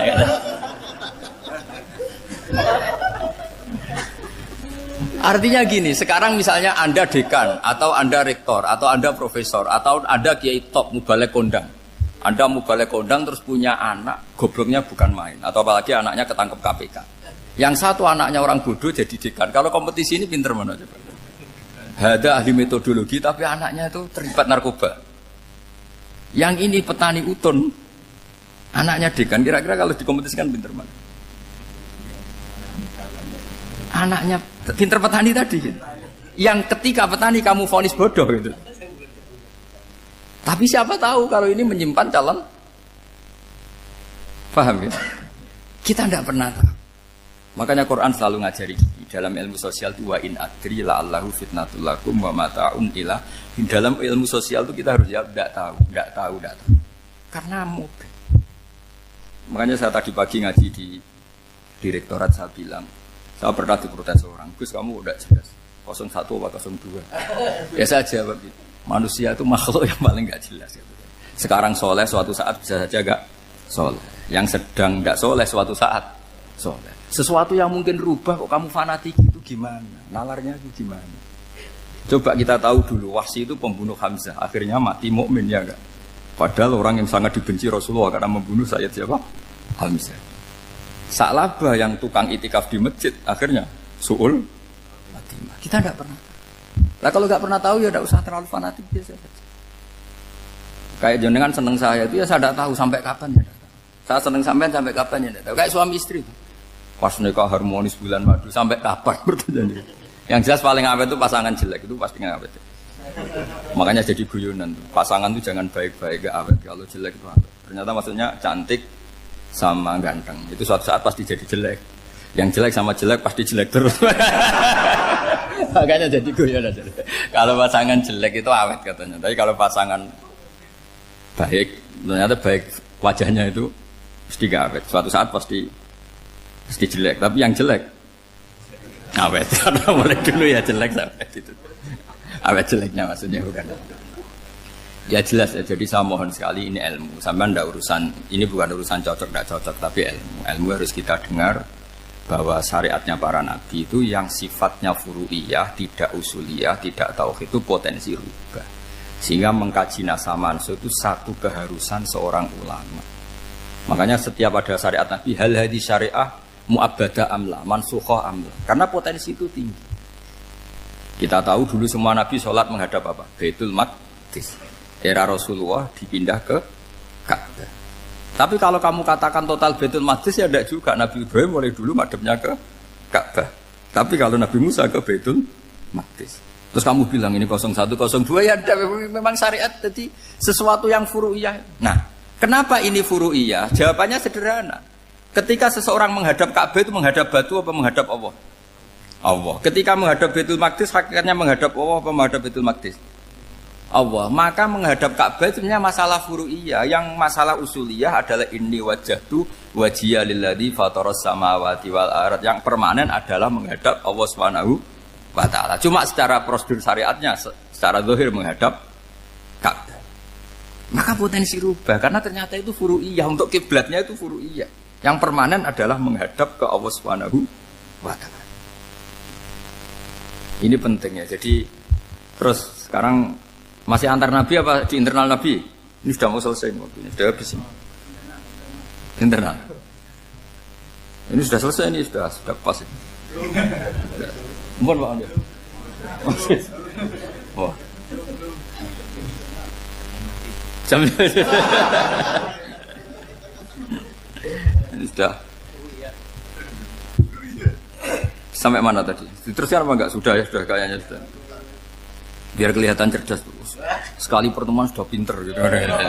Berapa? Setengah jam sudah pinter. Yang internal nabi apa antar nabi? Internal ya, sudah sekarang ke internal. Kalau internal lebih banyak lagi contohnya. Yang masyhur tentu masalah Baitul Maqdis. Dulu Rasulullah pernah sholat menghadap Baitul Maqdis 16 bulan. Berapa? 16 bulan, kila 17. Pokoknya khilafnya hanya 16 dan 17. Kalau ada bilang 10 bulan berarti gak pernah ngaji. Khilafnya, karena khilafnya itu hanya 17 sama 16. Akhirnya sama Allah diminta disuruh menghadap ke Ka'bah. Saya ulang lagi, itu tetap masalah antar nabi sebetulnya. Begini, Makom itu kalau dalam bahasa Arab bukan kuburan. Kalau di Indonesia kan makomnya Sunan Bonang itu kan kuburan. Kalau makom dalam bahasa Arab itu sesuatu yang pernah dipakai singgah, itu namanya apa? Makom. Lalu Rasulullah itu pertama di Medina itu madhep Baitul Maqdis itu 16 bulan. Orang Yahudi senangnya bukan main. Sampai mereka bilang gini, Muhammad tuh gaya-gaya nantok punya agama baru, tapi kiblatnya ikut kita. Baguslah anak itu katanya, masih tahu diri katanya. Bagus katanya itu masih tahu diri. Jadi senangnya bukan main orang Yahudi. Karena kiblatnya Muhammad sama dengan mereka. Ya tentu mereka jangkar Muhammad, bukan Sayyidina Muhammad atau Rasul Muhammad, karena mereka masih gak iman. Nabi itu ya agak tersiksa karena beliau secara gen turunan Nabi Ibrahim dan kiblatnya Ibrahim itu Ka'bah. Agak tersiksa tapi sami'na wa ata'na tetap madhab ke Baitul Maqdis berapa? 16 bulan. Suatu saat Nabi Muhammad itu disuruh madhab Ka'bah. Ini dengerin. Akhirnya madhab ke Ka'bah. Apa yang terjadi? Orang Yahudi komentar gini, Muhammad itu gimana? Dia di perantauan, rindu sama keluarganya. Terus rindunya itu diaplikasikan jadi perilaku agama. Jadi dia madhab Ka'bah dianggap kangen. Kayak saya kan orang Rembang. Rembang itu apanya Jogja? Timurnya apa-apanya? Enggak, Jakarta itu mana Jakarta itu? Barat sana ya. Ibaratnya saya orang Jakarta, terus merantau di Jogja. Dulu kiblatnya itu menghadap ke timur. Terus ketika madhab ke barat, kata sampean, wah itu padune kangen apa? Keluarga. Juga kurang ajar orang Yahudi.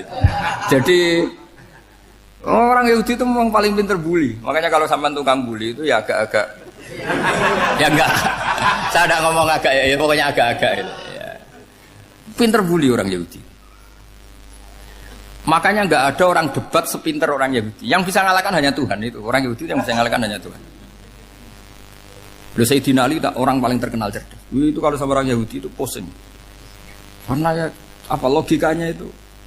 Saya beri sekian contoh. Ada orang Yahudi tanya gini, Muhammad, kalau kambing mati itu yang bunuh siapa? Ya Allah, mati langsung itu. Agama kamu itu aneh, Mak. Yang langsung sentuhan Allah haram, tapi yang lewat tangan-tangan jahil manusia malah halal. Harusnya itu yang halal kan orisinal, langsung Allah yang bunuh. Jadi utaknya itu aneh, dari cara berpikir itu aneh. Nah cara sampean ini kan, nak halal pangan kue. Tapi Nabi kan nggak boleh bertutur kata kasar gitu. Kalau yang jadi Nabi saya untalan ngono kan gitu. Tapi Nabi kan nggak boleh kasar. Jadi Nabi itu problem karena nggak boleh apa? Kasar. Kalau kita kan gampang, wis nak halal untalan kan selesai apa? Tapi Nabi nggak boleh kasar gitu. Jadi nggak Nabi, sampean itu kan enak. Mau keliru ya pantas, mau apa saja pantas. Karena kan nggak panutan. Kalau Nabi nggak bisa meluruskan kebenaran itu harus tetap sesuai akhlak. Ya jadi agak kerepotan. Makanya punya Umar alhamdulillah ada yang nggak perlu aturan itu. Jadi enak. Jadi ya itu memang aturannya harus itu. Coba Nabi itu perang tapi nggak boleh bunuh. Kayak apa susahnya? Beliau jadi sasaran tembak tapi nggak boleh bunuh. Kalau sahabat kan enak, duel, relax, santai, bisa tarung. Kalau Nabi nggak boleh. Makanya Nabi meskipun ikut perang terus gak ada sejarah orang yang dibunuh. Ya hanya satu peristiwa itu pun dibaca orang kafir, ditangkis Nabi, pedangnya kembali ke dia mati. Tapi gak ada yang Nabi. Karena Nabi kalau pembunuh nanti itu terus kayak pendekar kan susah juga punya Nabi kok. Habis perang misalnya Nabi tanya, Muhammad habis perang berapa? 1000. Ya repot juga punya Nabi mantan apa? Pembunuh meskipun yang dibunuh orang kafir, tapi kan kayak apa ya? Fitrah manusia itu akan menolak kepemimpinan orang yang gitulah pokoknya gak bisa diterangkan itu. Makanya Nabi itu gak pernah bunuh meskipun kayak apa musuhnya tapi gak pernah bunuh. Untungnya di sekeliling orang-orang yang tadi. Jangan bilang tuh suka bunuh ya, pokoknya perang gitu ya.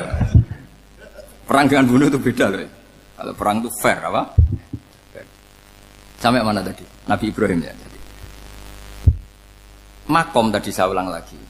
Nabi Muhammad menghadap ke Baitul Maqdis itu hanya Allah nuruti. Ini loh Nabi betul.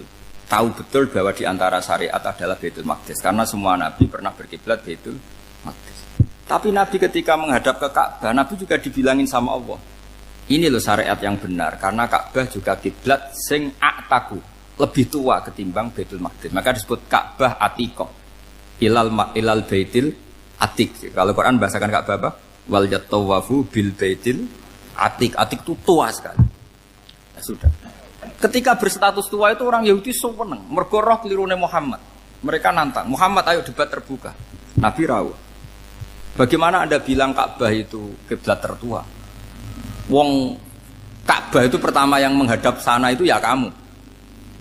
Semua Nabi menghadapnya ke Baitul Maqdis. Terus Nabi Muhammad mulai berargumentasi ilmiah tadi. Enggak, Ka'bah itu kiblatnya Ibrahim. Jadi Ibrahim dulu itu yang mulai dulu kiblatnya itu di Ka'bah. Terus orang itu tanya, buktinya apa? Terus dijawab, fihi ayatum bayinatum maqam Ibrahim. Ternyata di situ ada jejak kakinya Nabi Ibrahim, yaitu batu yang diinjak beliau ketika bangun Ka'bah. Itu argumentasi ilmiah. Lah barang orang Yahudi kehilangan ilmu, itu gobloknya orang Yahudi. Makanya yang bisa mengalahkan Yahudi hanya Allah Subhanahu wa taala. Luang Ibrahim saja golongan kita, pengikut kita. Ibrahim itu pengikut Yahudi. Wah, itu Nabi mulai senyum-senyum, mulai tertawa-tawa. Wah, itu goblok, orang terdidik. Karena itu ibaratnya kayak kamu bilang Soekarno itu pengagum Puan Maharani. Kira-kira seperti itu. Soekarno itu pengikut Puan. Karena Yahuda itu Yahuda bin Yakub bin Ishak bin Ibrahim. Saya ulang lagi ya, nasabnya Yahudi ya Pak. Yahuda bin Yakub bin Ishak bin Ibrahim. Jadi Ibrahim itu mbah keempat dari Yahuda. Tapi karena mereka kalah debat, Ibrahim itu pengikut Yahudi. Itu sama dengan bilang apa? Soekarno itu pengikut Puan Maharani. Itu kan jadi aneh. Atau Gus Dur pengikut Mbak Yeni. Atau Basim Masari pengikut Mbak Yeni. Itu kan aneh. Wah, akhirnya sama Allah diingatkan. Makanya ada ayat ha antum haula hajjatum fi malakum bi ilm falimatu hajuna fi ma laysa lakum bi ilm. Perjanjian debat ini semuanya harus ilmiah. Tapi kenapa perdebatan Anda malah ndak ilmiah? Akhirnya orang Yahudi iftadohu, malu semua. Wah, semuanya Muhammad. Itu satu-satunya kekalahan orang Yahudi. Tapi ayat-ayat seperti ini itu enggak populer. Ayat ha antum haula'i hajjatum fi malakum bi ilm falimatu hajuna fi ma laysa lakum bi.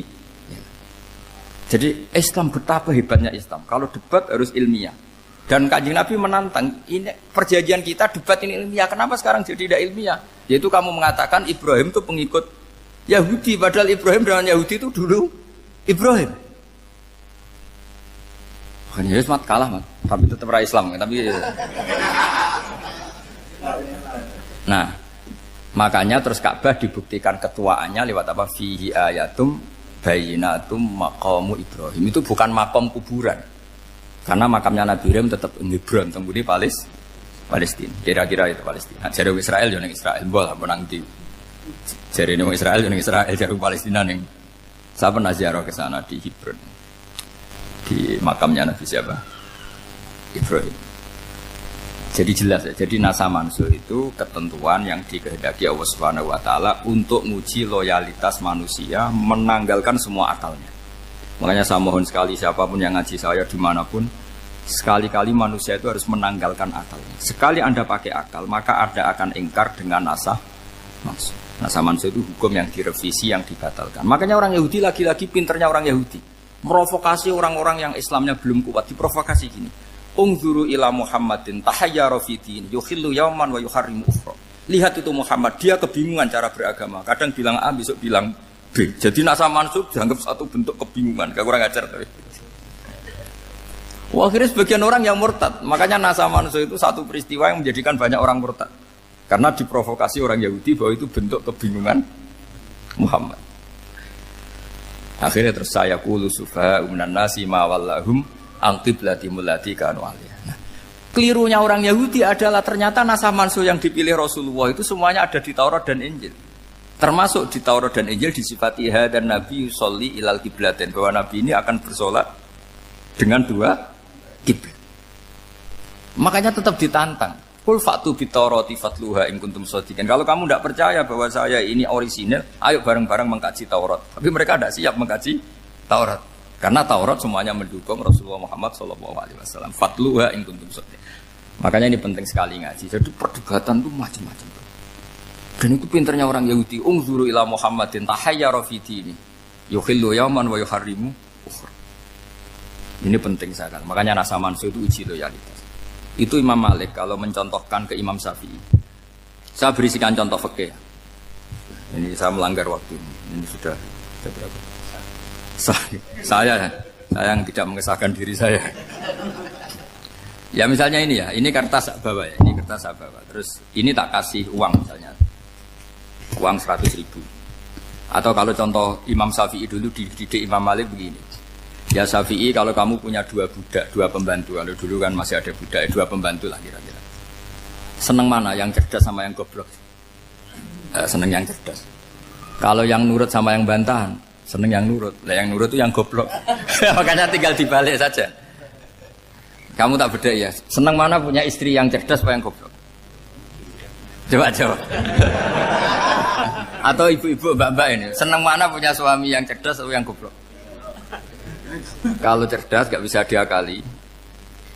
Tapi goblok nurut tapi ya kadang di sini-sini kan di sini.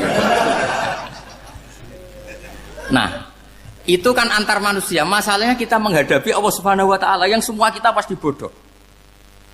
Kita menghadapi Allah Subhanahu wa taala yang semuanya kita pasti bodoh. Allah jelas ngendikan wa kanal insanu dzaluman jauhlah, manusia itu banyak dolimnya. Dolim itu sifat mubalaghah.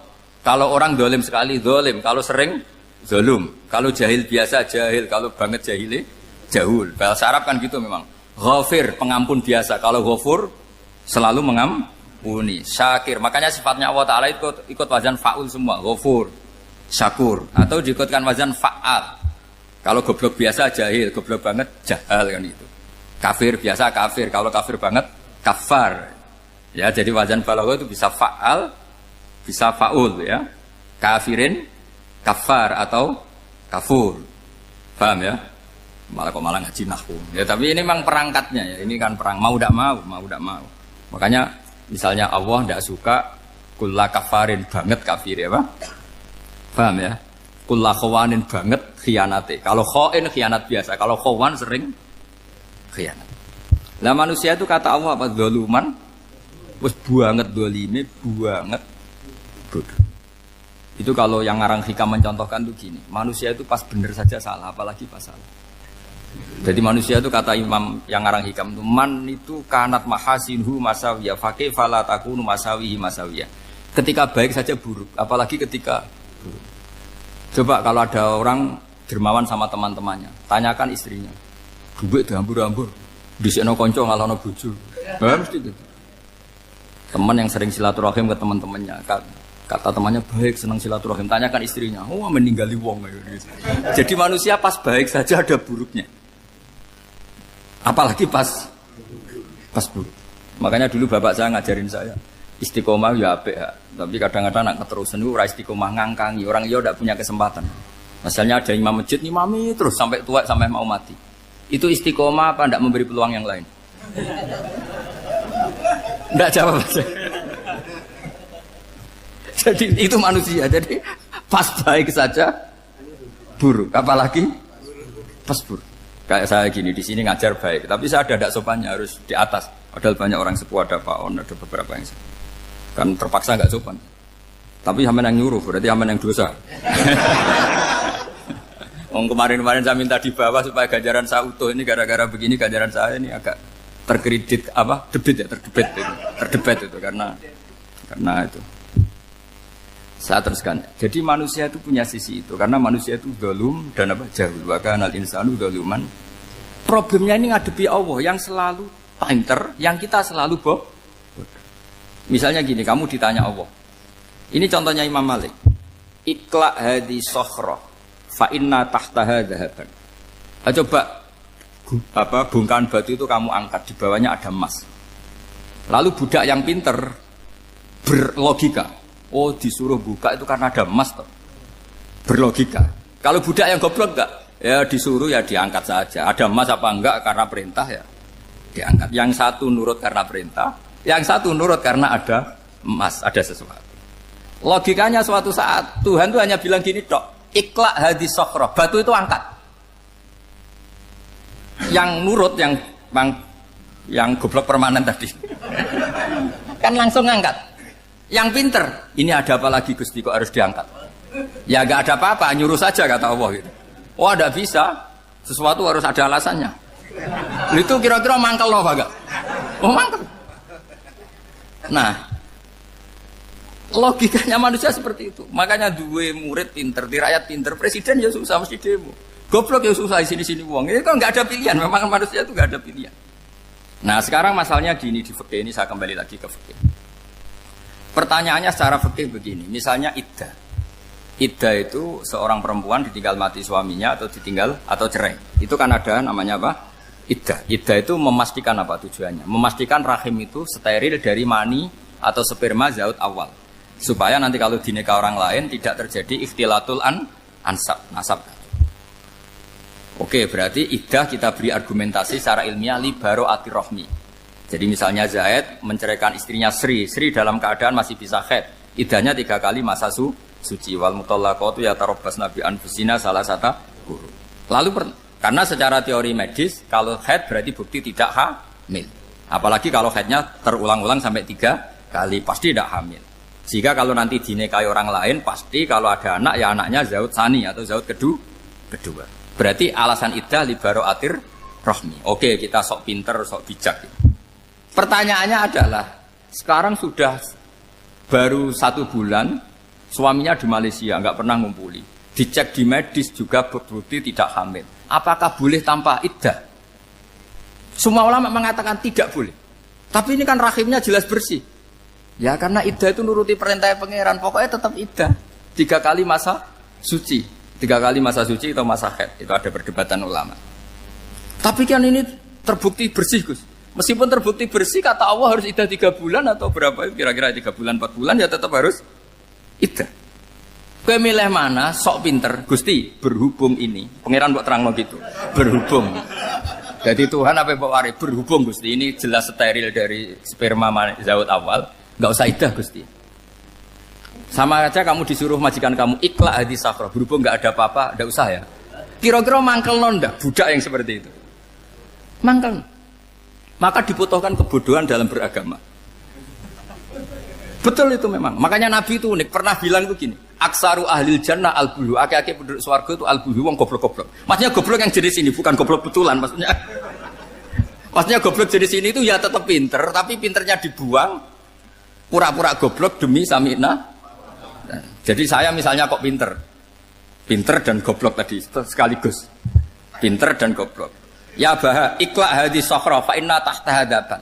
Tak angkat karena saya tahu di bawah ada emas. Tapi di hati saya sajane ya mergo perintah. Suatu saat kok disuruh Allah ikhla hadis sokhra, perintah ya tak angkat ya sudah. Jadi ya pinter ya goblok. Saya tahu namanya perintahnya Allah pasti ada hikmahnya. Hikmahnya iddah adalah li baro'atir rohmi. Tapi hikmahnya jadi kawula adalah nurut perintah Allah, cek tahu alasannya maupun tidak. Lah di sini ada illatul hukmi untuk membangun kecerdasan, tapi ada loyalitas untuk membangun ubudi. Ya, bahwa kita ini kawula roh tetap loyal.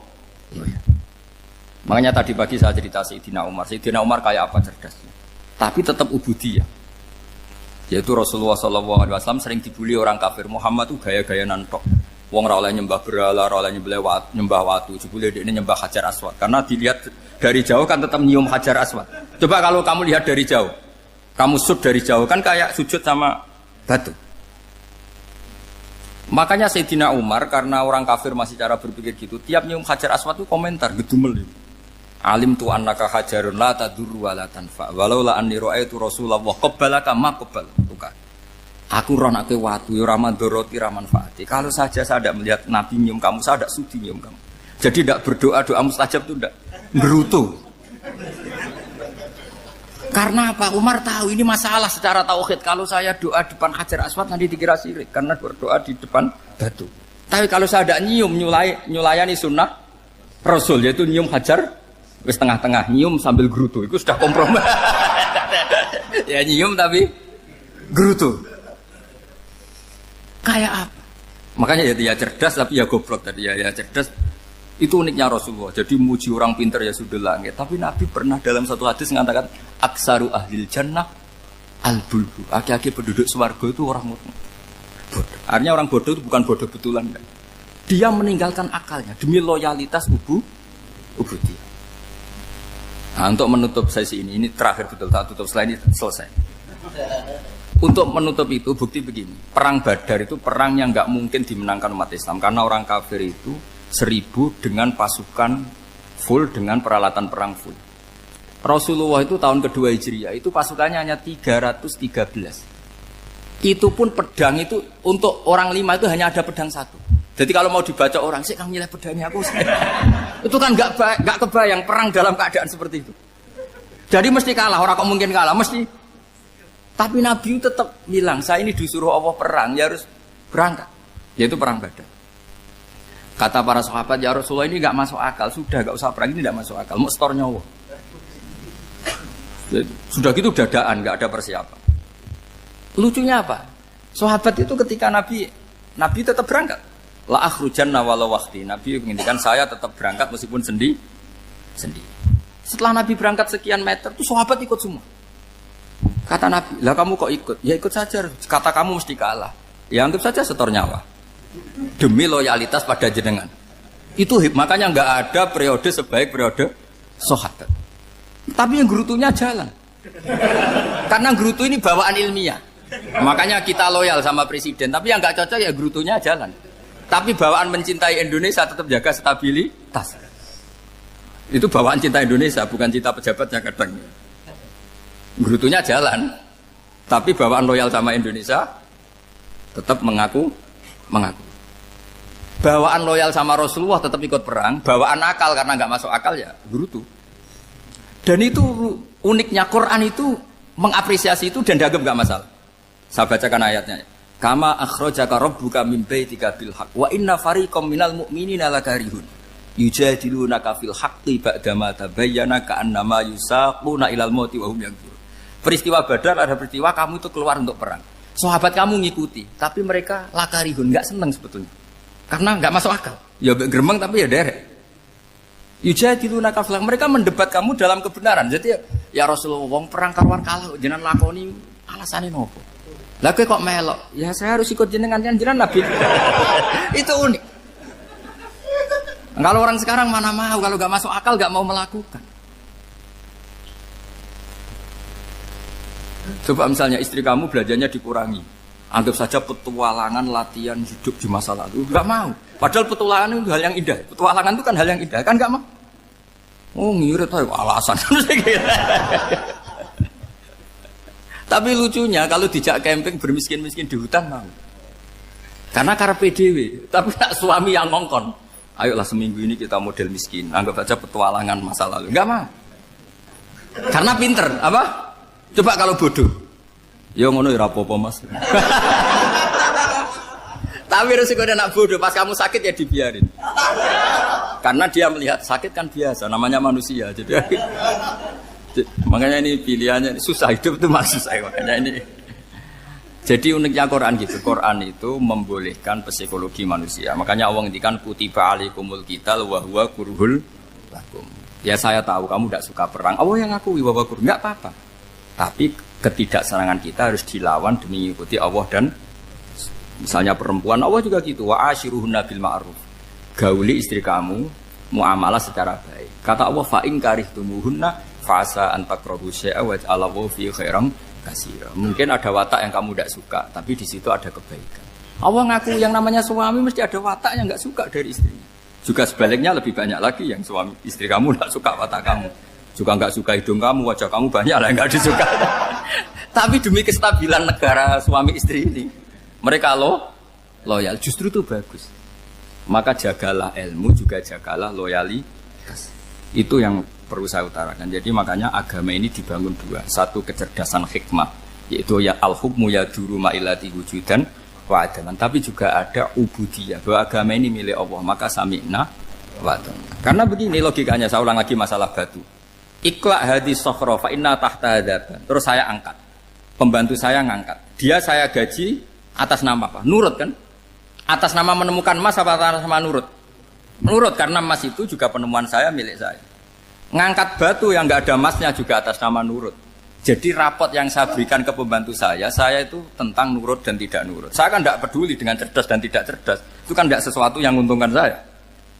Nah Allah juga gitu. Kecerdasan kamu, pinter kamu itu tidak menguntungkan Allah Subhanahu wa Ta'ala. Karena Allah itu tidak butuh pinter kamu, cerdas kamu. Allah hanya butuh mental ubudiyah kamu. Makanya Allah mensifati nabinya hanya subhanalladzi asra bi abdihi, karena status tertinggi manusia adalah sifat Nah, makanya ya Tuhan nafsul mutmainnah irji'i ila rabbiki radhiyatam mardiyah fadkhuli fi ibadi. Berstatuslah sebagai hamba baru wadkhuli jannah. Nah, kalau kamu berstatus hamba ya harus baik, enggak usah kakek bantah. Coba kalau kamu rasional, ya Allah kenapa bikin surga nanti-nanti? Engkau kan bikin sekarang, ngapain repot-repot nanti? Jadi kacau semua agama. Makanya yang perlu didahulukan adalah status ya Tuhan nafsul mutmainnah irji'i ila rabbiki radhiyatam mardiyah fadkhuli fi ibadi. Masuklah berstatus sebagai hamba saya. Khasnya hamba tadi, ya cerdas karena semua yang diperintahkan Allah pasti ada hikmahnya. Tapi kecerdasan ini kadang kita tinggalkan demi loyalitas ubudiyah. Terus ngoten mawon kula ngapunten ingkang kathah, mugi-mugi niki barokah. Wassalamualaikum warahmatullahi wabarakatuh.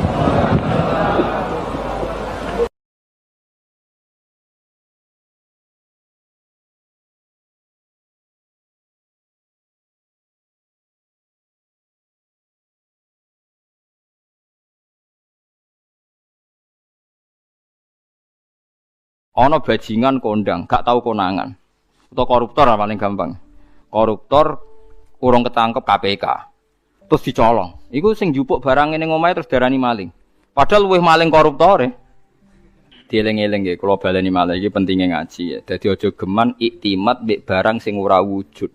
Demokrasi itu tidak wujud. Hak asasi manusia ya tidak wujud. Ini tidak bisa Anda buat pegangan supaya nak ketemu Allah Subhanahu wa taala.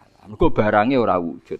Dadi kabeh ning donya iki liyane manungsa udah sering maca tasbih, sering salat. Ya kowe ora roh. Kowe ora usah takok carane. Kados kowe iman nak gedang ana gizine, sego ana gizine. Kowe ora tau takok kan manggone endi carane piye.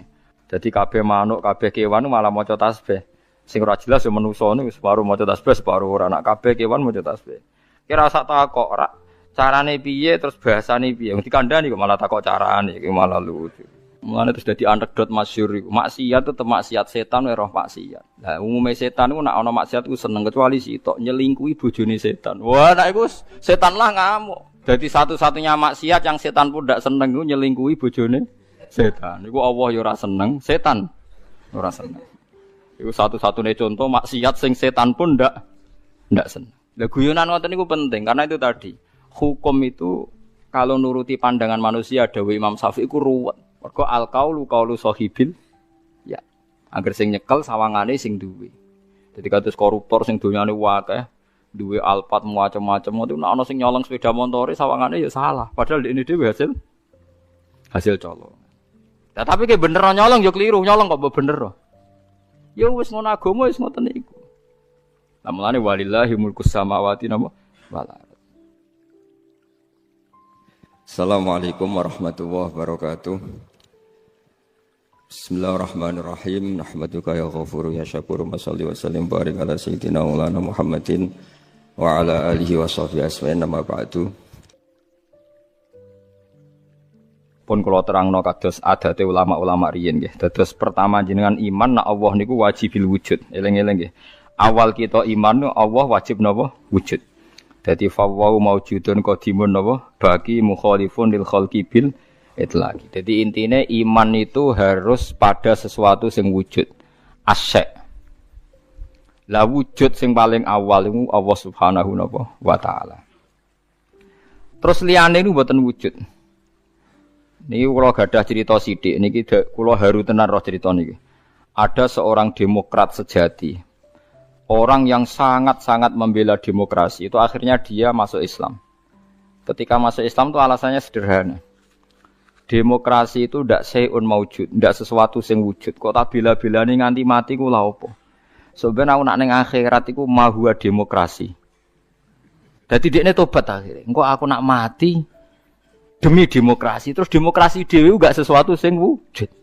Apa iso nyafaati aku? Lah ini yang konco-konco mahasiswa atau LSM atau siapa saja harus mulai mikir.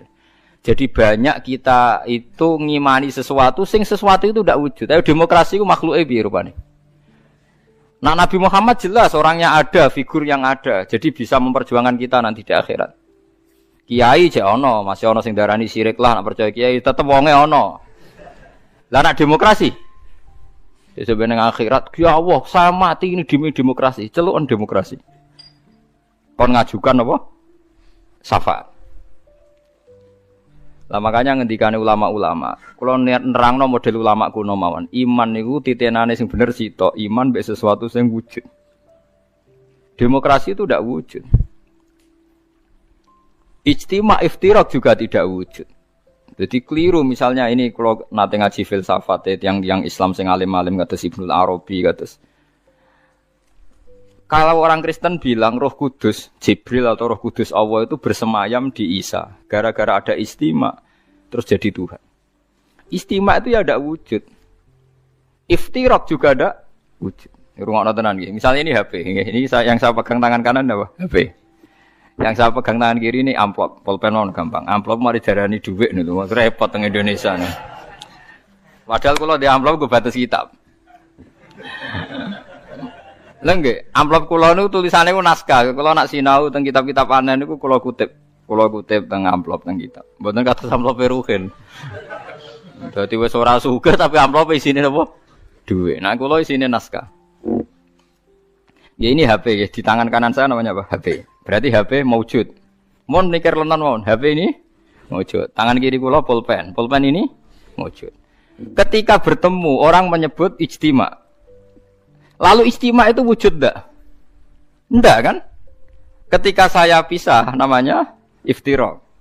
Jadi fal istima wal iftirak amroni nisbiyani la wujuda li dzatihima. Jadi jenenge kumpul lebih pisah itu sesuatu yang tidak ada. Sing ana ya HP, nak nempel jenenge kumpul, nak pisah jenenge pisah. Lah bela hak asasi manusia yang ngoten niku, nak bela wong jenenge hak asasi manusia. Nak nginjak wong jenenge nginjak hak asasi manusia. Tapi hak asasi atau demokrasi itu sesuatu yang enggak wujud. Sampeyan mbok bengok-bengoki piye ya demokrasi, saya ini mati demi engkau. Goblok gak misalnya wong mati demi demokrasi. Nah, makanya Islam itu mendorong aja sampai kowe koyo wong kafir nyangka amale ana gunane jebule muk koyo amun-amun mbok sangka banyu jebule ora ana. Koyo kowe nyangka demokrasi sesuatu sing sakral jebule barange ora ana. Beda bela Nabi Muhammad, bela Imam Ghazali, bela ulama-ulama, piye wae ana wujude. Paham nggih?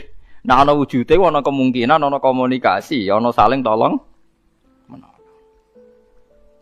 Ada wong mati demi nyari makan, sego ana wujude. Ya iku paling angel ning bab filsafat. Tapi manusia itu seneng ae tertipu mbek sakasaro bim biki ati yahsabu dzamanu. Nah, dadi barang ra wujud disangka wujud. Wau kados amun-amun disangka wujud jebule. Lah wujud kula baleni malih iki. Kecuali begini, Anda bela demokrasi karena itu mbok anggap amal soleh yang disahkan Islam. Berarti kan bukan karena demokrasi, karena panduan Islam yang membenarkan ada di antara bentuk. Kalau berarti itu, kalau begitu kan Anda dipandu oleh apa? Islam. Misalnya ada orang kecil ditindas majikannya, terus kamu bela orang kecil.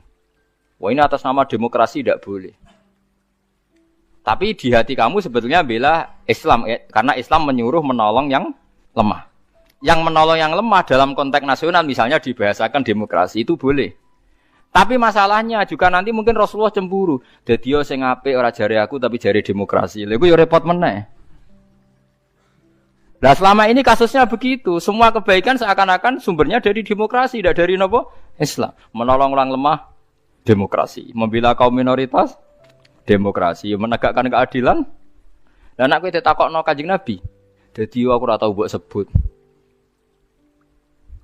Resiko lagi kan? Wes saiki semenjak ngaji ini ke milih ndi? Milih dipandu demokrasi apa milih dipandu Kanjeng Nabi? Tenan wani. Nah, engko nang isen ngarepe wong akeh lho, masalahnya kan kurang gaul misal.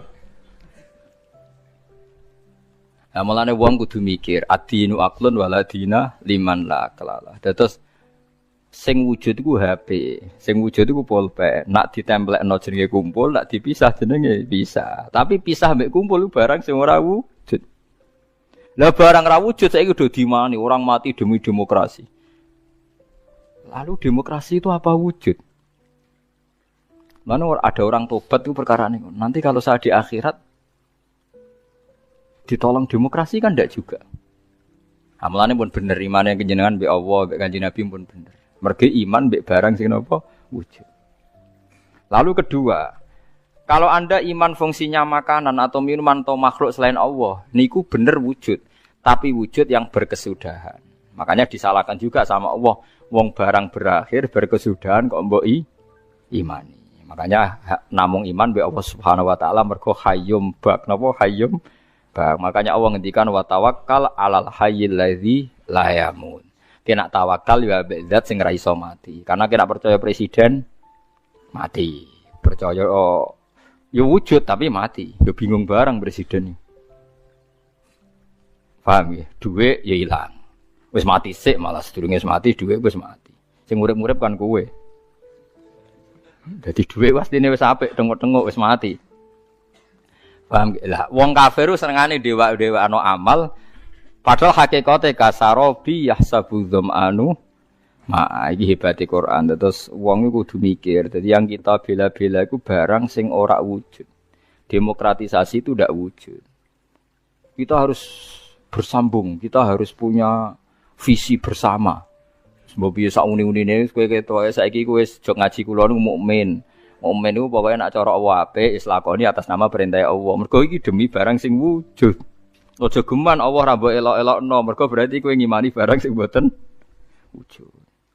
Kok saiki akhlak darani etika, kebaikan darani norma. Allah ora tau disebut.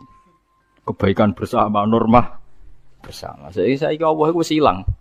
Wah, barang apik jenenge etika, barang apik jenenge norma. Ora tahu muni Allah ngajarkan ini Rasulullah. Suwe-suwe bahkan orang itu sampai bisa bayangkan tanpa agama karena merasa sudah bisa menemukan norma tanpa agama. Lalu lucunya banyak santri yang ngikut itu. Ya itu musibah. Musibah tenan niku. Iku berarti dekne imane koyo wong kafir. Kasarobi tasabu dzamanu napa? Hatta idza ja'u lam yajidu tenan ketika dibela-bela nanti di akhirat demokrasi itu udah ada. Sing ana Allah nyalahno kowe. Sing ana malaikat mungkar nakir, malaikat malik nyalahno kowe. Nah, makanya sekarang dilatih iman itu dimulai dari sesuatu yang bener-bener wujud. Liyane iku amrun nisbiyun, nggih amrun napa? Nisbiyun to amrun i'tibariyun. Iku mau kal istima' wal iftira. Amun saya paham ya, terus etika, norma, demokrasi.